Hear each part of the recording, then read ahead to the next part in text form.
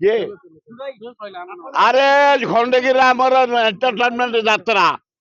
ଏଇନା 12 ଦିନ ଯାତ୍ରା ହବ ଯିବ ସବୁ ପ୍ରେମରେ ଦେଖିବ ଆନନ୍ଦରେ ଦେଖିବ ସ୍ତ୍ରୀକି ନେଇ ଦେଖିବ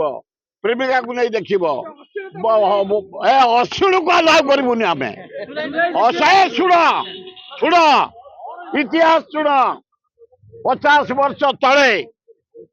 ଗୋଟେ ଜୈନ ମନ୍ଦିର ଅଛି ଖଣ୍ଡଗିରି ଉପରେ ଦେଖିବେ ନଙ୍ଗୁଳି ସେ କଣ କରନ୍ତି ଏଇ ଯାତ୍ରା ସମୟରେ ଏଇ ସମୟରେ 200 ଉଲଗ୍ନ ହେଇ ପୁରା ନଙ୍ଗଳା ହେଇ ଚାଲିକି ଯାଆନ୍ତି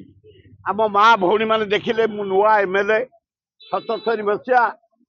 ସେଠୁ ଆମର ସେ ପାଖ ଗାଁ ଆଇଁଗିଣିଆ ପୂର୍ଣ୍ଣ ସୁନ୍ଦରା ଜାଗମରା ତ୍ରିଲୋଚନ ପ୍ରଧାନ ବରମୁଣ୍ଡା ଘାଟିକିଆ ହରିବନ୍ଧୁ ଭୂଇଁଆ ସବୁ ଏକାଠି ହେଇ ଗଲୁ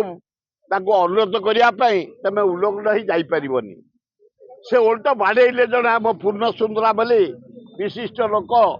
ତାଙ୍କ ପୁଅ ଏଇନା ଅଛନ୍ତି କାଉନସିଲର ତାକୁ ବାଡେଇ ଦେଲେ ଲଙ୍ଗଳ ବାବା 200 ଲୋକ ସେ କାଠ ଫାଳିଆ ଧରି କୁଢେଇଲୁ ଯେ 32ଟା ସାଧା ଡାକ୍ତରଖାନାରେ ପଡିଲେ ଆଉ ଦିନେ ନଙ୍ଗଳା ଖଣ୍ଡଗିରି ଉଦୟଗିରି ଦେଖିବ ଯେ ମୁଁ ଆଜି ଖାଲି ଶୁଣିବା ପାଇଲି ଗୋଟାଏ ବାବା କିଏ ହେଇଛି ଉଲଗ୍ନ ହେଇକି